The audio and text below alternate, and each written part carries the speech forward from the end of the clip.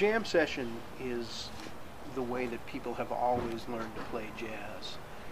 It's a very important element of the jazz tradition, and it's the way that I learned to play jazz.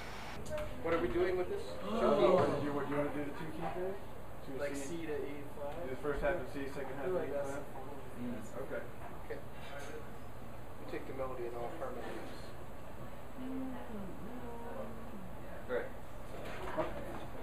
2, 1, 2, 1, 2.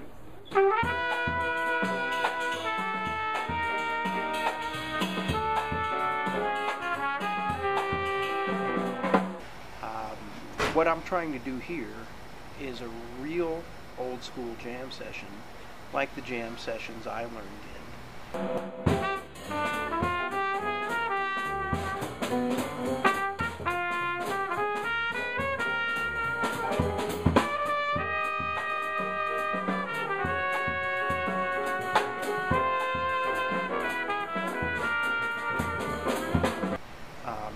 And we have certain rules. One of the rules is you're not allowed to play on a song that you don't know. So we don't allow any reading of music. We have no fake books at our jam session. Yeah, that's a big part of this jam session. Like some jam sessions let you bring music and read it, but here Brad's very strict about you have to have it memorized.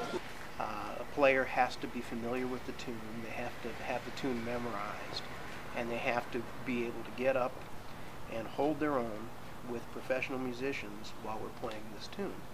So really, the jam session is not really a performance per se. It's a challenge. We played some tunes that we hadn't played before, so it's good to try those out.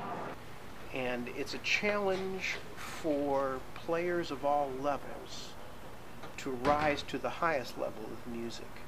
And a good jam session includes experienced players and inexperienced players. I'm pretty new as far as that. This is probably my 4th or 5th jam session in 2 months or so.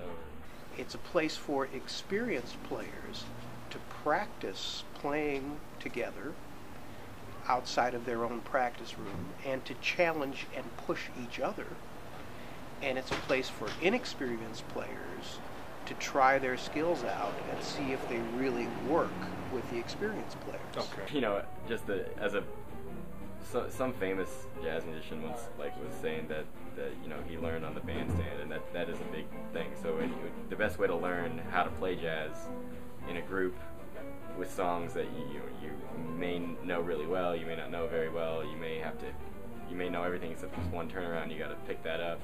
You know, this is where you can do it. You can't. There's really no other setting to learn it. You know, you can listen to a record, and that's good, but that still isn't. And you can play to a record, and that's good, but that still isn't the same as coming here and playing with musicians and thinking on your feet and not only that, but you may think you know a tune, and then you call it here, and then you don't really know the tune. And so right? it's yeah, and so it's the type of thing where it just is. I don't know. It's like it's just the best. You know, the best way to learn is by doing, obviously. And sure. This is the doing. The point is, the jazz musician is expected to be able to do certain things at a certain level. And the jam session is the place where the players find out if they can actually do this. If they have the chops, if they so to speak. If they actually have the chops, exactly.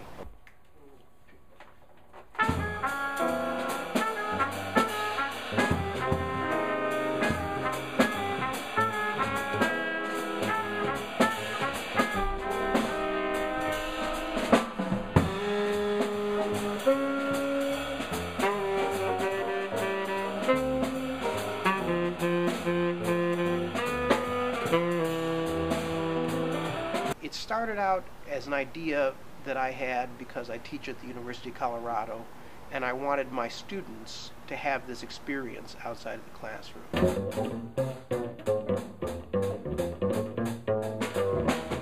What happens with the inexperienced players is they'll find out pretty quickly that the jam session is not a place for relativism. So everything they do is not okay, like is the rule in so many of the situations they're in. There are definite do's and don'ts, rights and wrongs, good and bad, and they'll pretty quickly get that sorted out in their mind if they hang out here. If they find out they're not making it, by coming back every week and participating again and again and again, they learn how to make it. And a lot of them will come out of an experience like this ready for professional work.